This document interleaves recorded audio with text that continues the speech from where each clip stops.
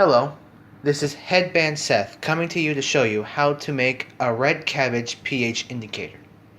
The ingredients that you will need are the following: 4 cups of boiling water, a coffee filter, a funnel, a glass container, a food processor, and finally, a red cabbage. Alright, let's get to work. Now, the first thing you're going to want to do is to pour the 4 cups of hot water into the food processor.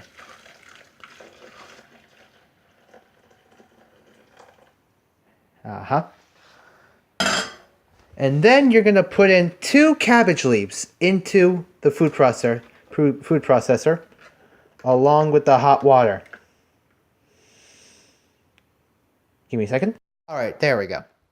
Now, what you're going to want to do is turn on the blender and then pulse the red cabbage in the hot water until it's completely blended.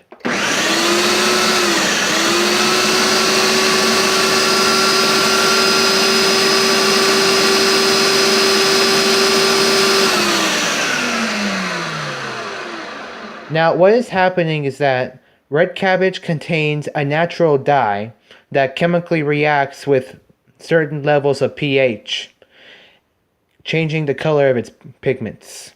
So blending this red cabbage into that water will release that dye and distill it.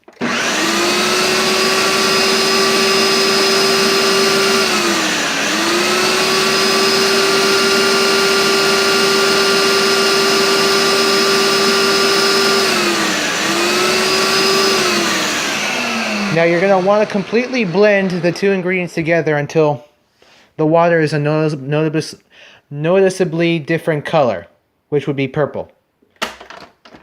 Alright, let's get to pouring. Next, what you're going to want to do is place a coffee filter inside the funnel, so we may pour the combination of the hot water and the red cabbage into it and filter the large objects behind. Alright. This is going to be difficult for me to do with only one hand. After already getting a head start, I'm going to show you the process you're going to need to do in order to filter the boiled cabbage. So, take the coffee filter in the funnel, and take a different container in which I poured from the food processor into a different cup so I don't make a mess. And then you're going to want to pour the boiled water into the funnel. Now, you may need multiple coffee filters for this, because this kind of coffee filter absorbs a lot of water very quickly. And the more you filter, the less it absorbs. The more you filter, the less comes out, which makes this job very difficult for me. Uh-oh.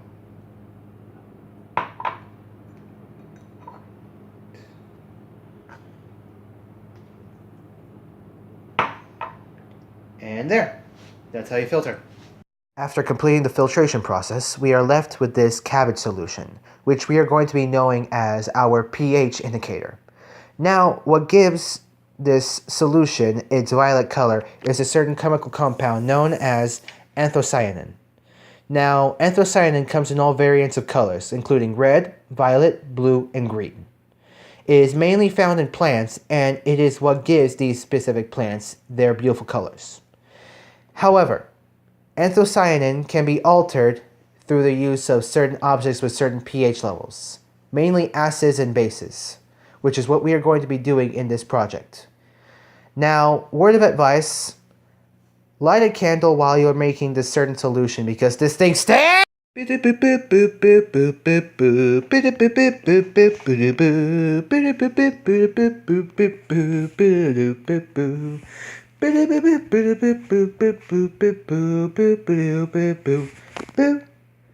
I have organized my pH indicator into 10 clear containers, so we may be able to see the effect of each of the 10 objects I have chosen in order for us to react with our indicator. Allow me to show you what I have chosen.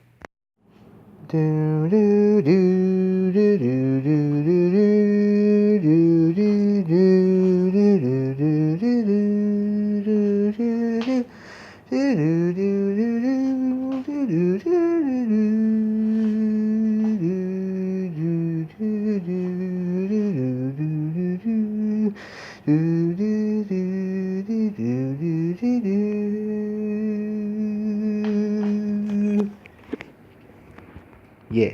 Now I am going to be pouring each substance into my solution, following this pH spectrum made specifically for red cabbage pH indicators. Firstly, we are going to be testing out Clorox bleach. 3, 2, 1.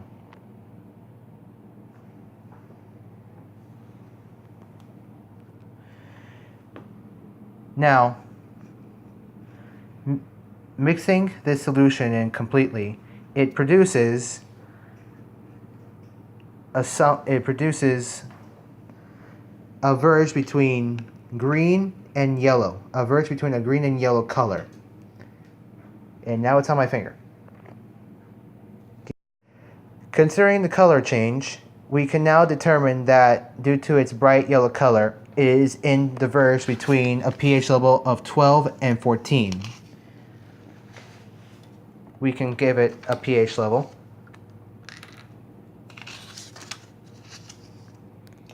of 13.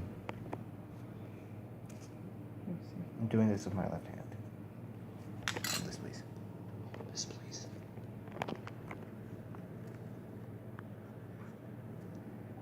Next substance is Tide detergent. Pouring in 3, 2, 1.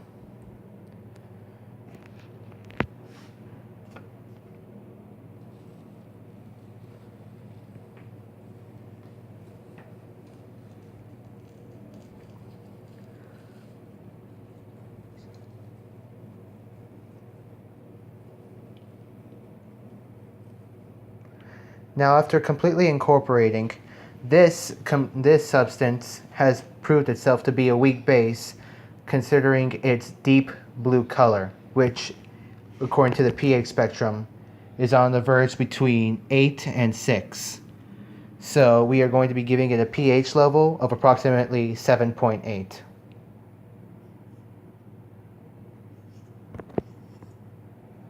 To the next substance, we have soy sauce. Pouring in 3, 2, 1.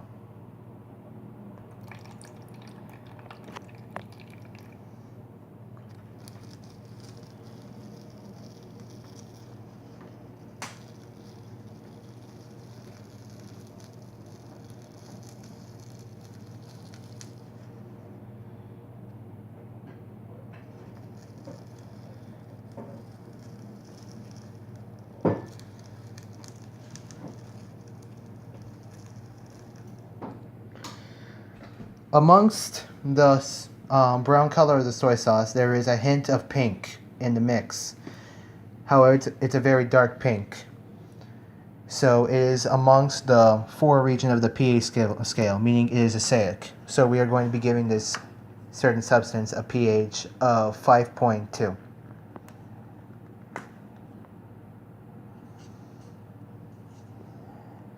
Next substance is milk Malanta. Pouring in 3, 2, 1.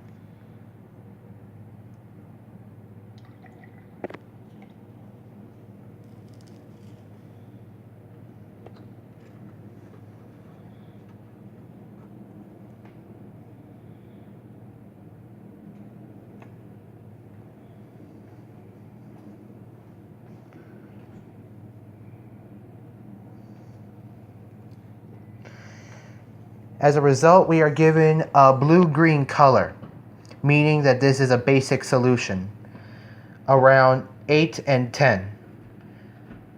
Due to it being a fairly blue cyan color, we're going to be giving it a pH of 9.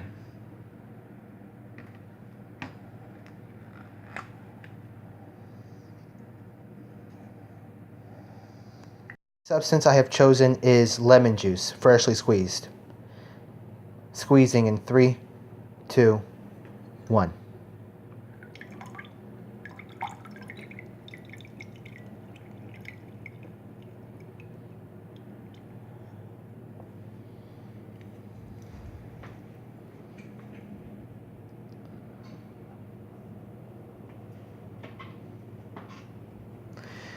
We are left with a very dark red color, meaning that this is a very acidic substance, which falls in line with the 0 pH level on our spectrum. But due to it not being dark enough red, we are going to be giving this certain substance a pH of 0.5.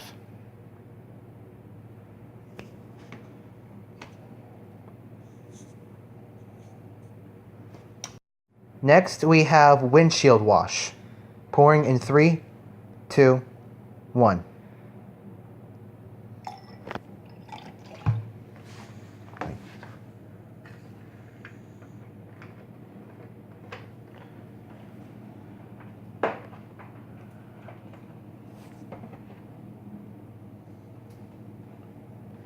We are now left with a similar color as we had before, however, more dark, meaning that this is a weak base, around the 6 and 8 pH area.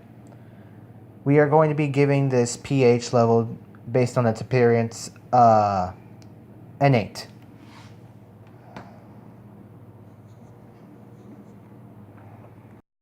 Next, we have distilled white vinegar. Pouring in 3, 2, 1.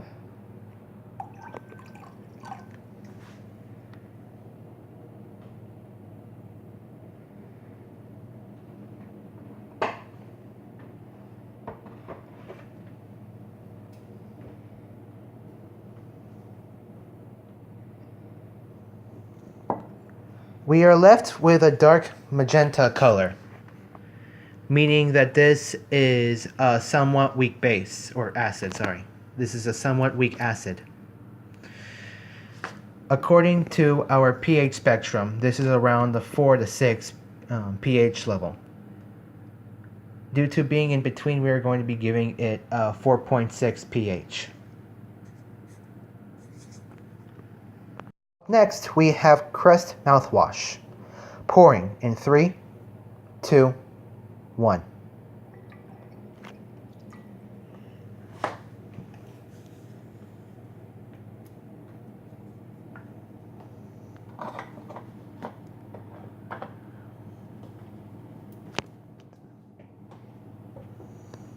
Alright, we are left with a brighter blue color, meaning that this is a weak base.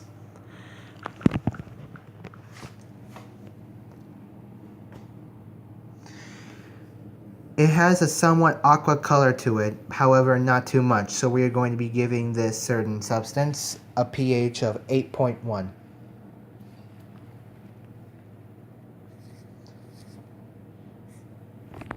Up next, we have distilled baking soda. Pouring in 3, 2, 1.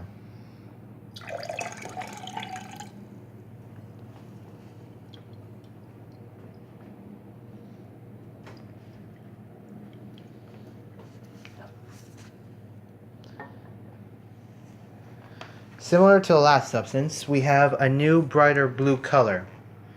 However, it is not too bright, meaning that this is a weak base. So we are going to be giving this certain pH level an 8.2 due to being brighter than the last one.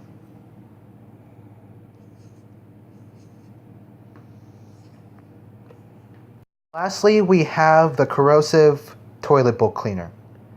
Pouring in 3, 2, 1.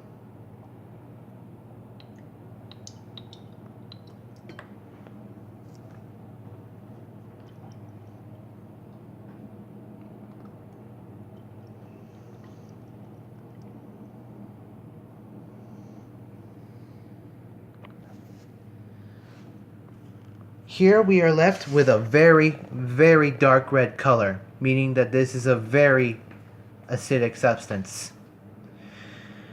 The closest area in this pH spectrum is near the 0 area. So we are going to be giving this the most acidic possible pH, 0.1. Finally, here we have our organized colored spectrum based on our pH levels. We have Clorox bleach, Tide detergent, soy sauce, milk Malanta, lemon juice, windshield wash, distilled white vinegar, Crest mouthwash, distilled baking soda, and finally toilet bowl cleaner. After our brief experimentation with each substance, we have finally experimented on every container. And here is our end result. The toilet bowl cleaner has ended in a very dark shade of red, leaving us to believe that this is a very acidic substance. The distilled baking soda left us with a near identical color to our pH indicator, leading us to believe that this is not a very strong base and can almost be considered neutral. The Crest mouthwash also retained its blue color, while somewhat darker, so we can tell that this is a more neutral substance than the distilled baking soda.